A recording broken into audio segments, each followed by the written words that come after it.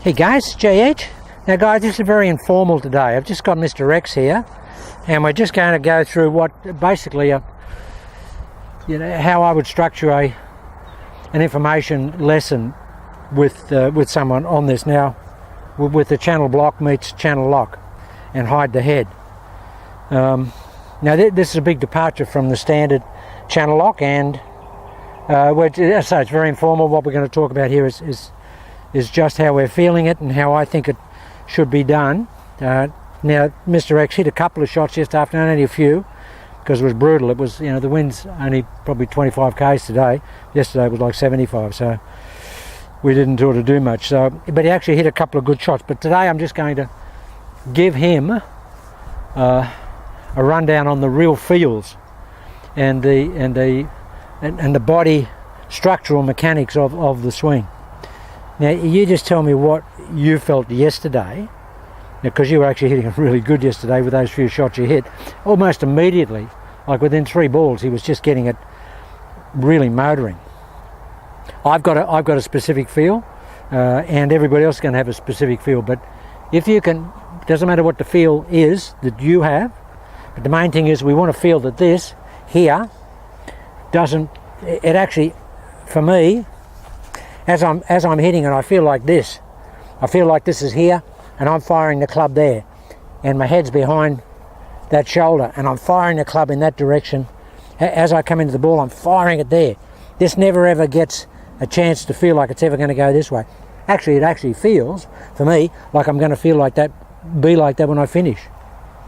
What did you feel yesterday?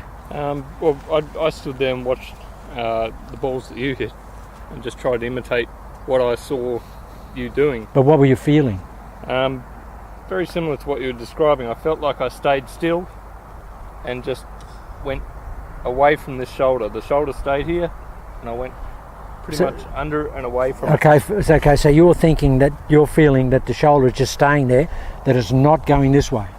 No. I feel that, guys. I feel like I'm pushing it that way, and I think that's what, if you can actually manifest that into your golf swing. But even what Mr. X is saying here is good anyway, because he's saying once he gets it here, it's staying here. Now if it gets there and it just stays there, even if it's not sort of put in a position of overstaying, or a requirement of overstaying, or actually increasing the stay, even if it just stayed there and you just fired away from it, that's perfect. The biggest trouble I had, which everyone's probably going to encounter, is the left shoulder wants to go this way immediately. It does. It does in every golf swing. It wants to go away from the ball. Yeah, and that happens in a normal golf swing. Invariably, it wants to do that because it's trying to get back to a forward ball. But because we've got a rearward ball, we don't want that. Once we've got those shoulders there, we want them basically to be there at impact. They won't be as profound as that, but that's what we want to feel, because we're never going this side of the body. We're also always on this side of the body. So it's hard to get rid of something that's been drilled in there over hitting 1 million golf balls. But guys, really this channel block and hiding the head, I just feel like that. I feel like the arm's going out the back here like that, away from that shoulder, and this shoulder's resisting. That's what I feel. And you'll build that. I mean, it doesn't matter what. Anyway, just hits the balls, and it doesn't matter what. We're very informal here, Dan. It doesn't matter what the balls do. We're trying to build in the channel block into channel lock. So it just doesn't matter what happens. This is how I would conduct a structural lesson.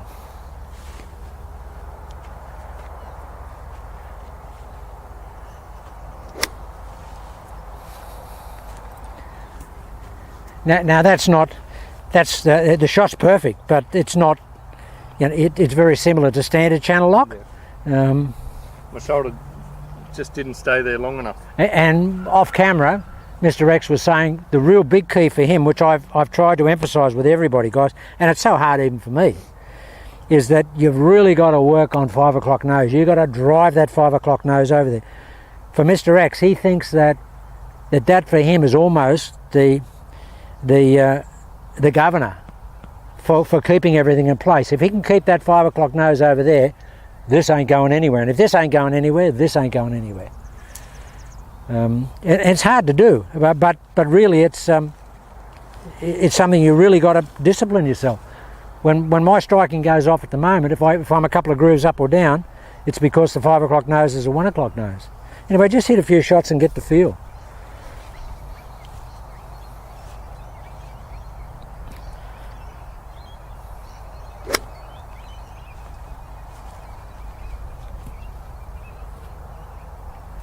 It's perfect flight.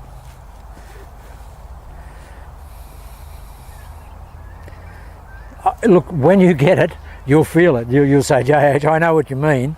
Because honestly, guys, a couple of drives I was hitting yesterday, and it was like, 70 k's. I mean, I was just smashing it. When you left and Adrian was here, you should have seen the drives. They were just off the scale. And I was here, guys. I felt like here, throwing it out the back, throwing it out the back, away from me.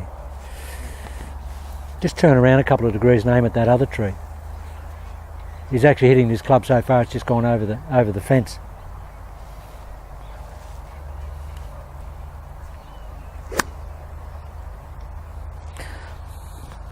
Okay, now I can see from behind here there's a bit of rollout. Okay. So the last thought you want to have in your head before you take it back, because you want to use the 5 o'clock nose, is to really reinforce it. So before you take it, say, okay, 5 o'clock, 5 o'clock. The last thing you do. And get on that target. Go between the rubbish and the pile of trees and the big tree. See it?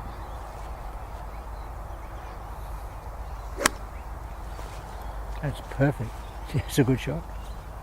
I'm just starting to get the head back. But what was interesting there, looking from behind, you did get the club was in front of here. Yeah, your hands were still, and the club was still in front of your shoulder. They didn't cross over. It looked like this. Guys, it looks like a little bit of a cultivated or a cultured chicken wing. But like a bit like Jordan Spieth.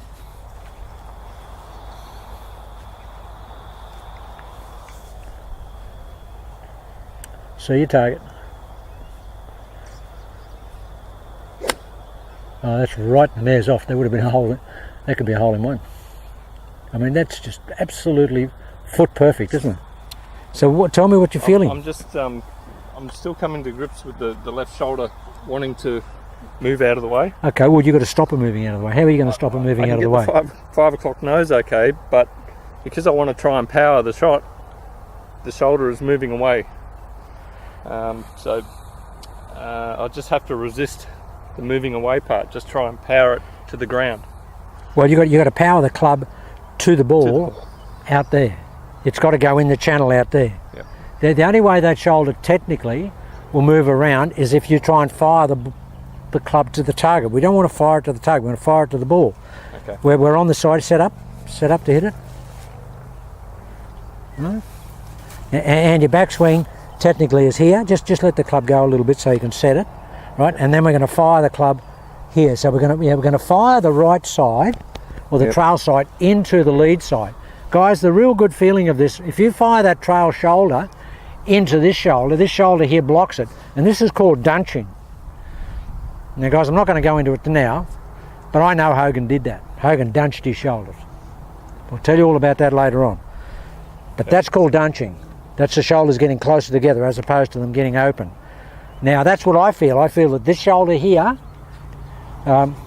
is coming towards this one, and this one's trying to get towards it. And that gives us that look. Okay, very profound difference in feel. Okay. But remember, we're going out to the ball, so our path is straight line. There's no arc in this golf swing. And that'll help you keep some connection with that trail arm.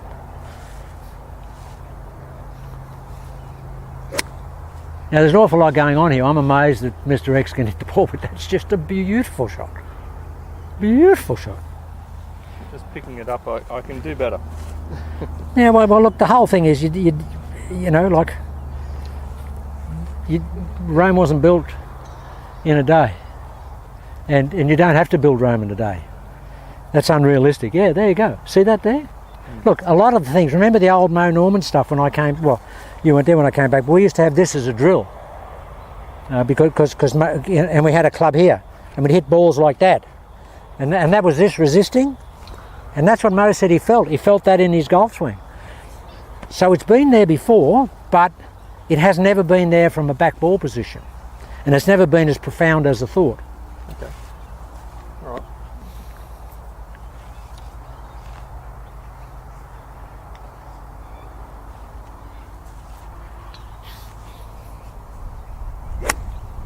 Yeah, that was actually a really good path coming back. The path is good. I'm just got to get that right Yeah, hand. well, under the you left. got to get this blocking more. You've got to really, honestly, you just got to feel like that lead shoulder's blocking. And whatever, you can fire it as hard as you like against that block shoulder, because it ain't going anywhere. Horrible. Okay. Just turn around a little bit and aim at the tree this time instead of the...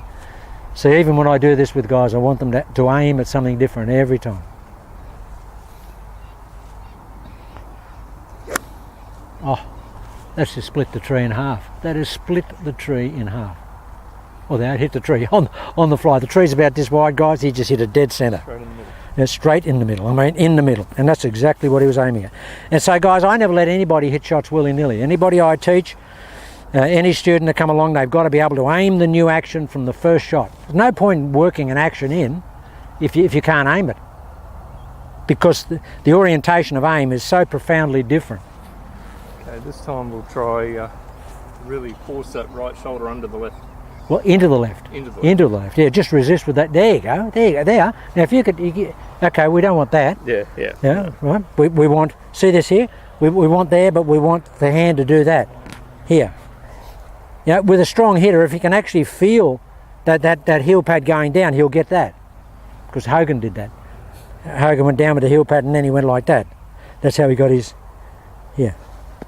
Yeah. But, you know, the strong hitters, they can go here like Daly. Daly's done that. Fred Couples, they all do that.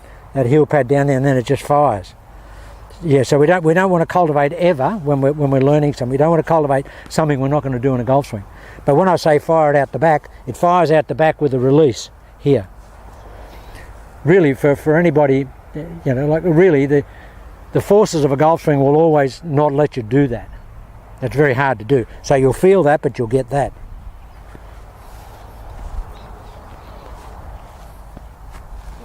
Tree again. Yep. We'll just aim at the wood.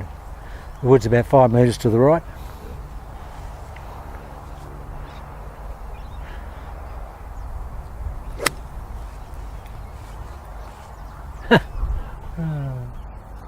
That was about 80% impact, but that's right in a pile of wood. There's a pile of wood there that's heaped for removal. It's about, I don't know, about 8 feet in diameter, and he just landed right in the middle of it. And we've got a really hard left to right. Now, these shots are nowhere near where we need to be, but the structure is so good that he can hit the ball on target. And that's what I like. If you cannot you know, have, you know, 90% structural integrity in the shot, but still hit it on target, that's fantastic. That is really good. We'll try some downrange. We'll just hit a couple more up there.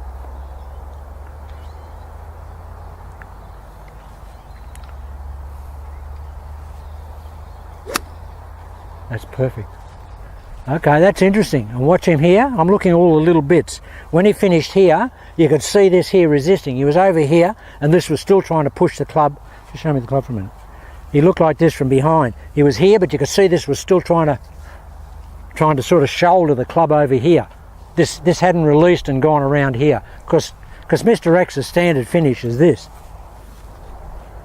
That's where he finishes here, because he's so flexible, and this side gets out of the way so much, and this trail side, that he always finishes with the club over here. And there, that was here, was still in front of his body, so that's a really good sign. Very good sign.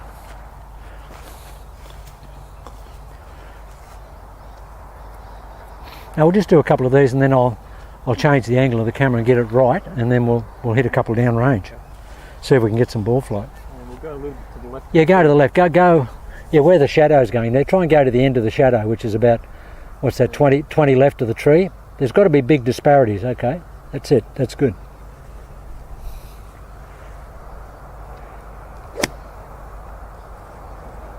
Oh, that's right on the money, Mr. X. Right on the money. Now this is someone that, you know, not being harsh, but in the old days with his old swing, specific target, not only would miss the target, he'd miss this paddock. Every cow in the paddock was in danger, wasn't it? And it didn't matter where they were. They were wearing crash helmets. Yeah, they were. All the cows here wore crash helmets.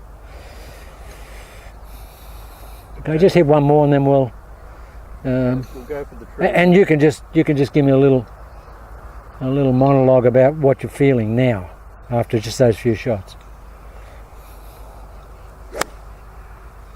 That's how Tom Watson hits it. That's a scraper. He just scrapes the ball. Gee, that long one? That was long. That flew the tree. Okay, you just tell me so. Yeah, okay, that was only a small. We've only been doing that for 15 minutes. So, but what are you feeling? What has manifested itself as a feeling? Basically, the head's definitely got to stay behind you, and move everything away from the head with this type There of you action. go. There you go. No, that's fantastic, Mr. Rex. I never thought of that, but here it is. There it is. What happens here? This shoulder goes to this one, and this one wants to come to it. That's the feeling. That's fantastic. That's good. So we call that a scissor movement. Huh? Scissor movement. That's fantastic because that, guys, will dunch the shoulders. Now this is extreme stuff, and this is going to take a lot of commitment. But I'll tell you, the shots that I hit yesterday were the best ball striking I've ever had in my life. Now, at my advanced age, you'd think that your ball striking is only going to get worse. It's just getting better and better and better, and it's better than the channel lock that I had before I did this, and that was so much better than anything else. But this is just a cherry on the cake. It was 2 cherries on the cake. You go this way. Yeah, well, no, I'll just check the camera, and then I'll just get you to. We'll come back and do another video, guys. It'll be video 2. And we'll just get, and I want to make sure I get some ball flight, so I've got to work out the elevation. We'll be back, guys. Video 2. They're amazing shots, those, amazing.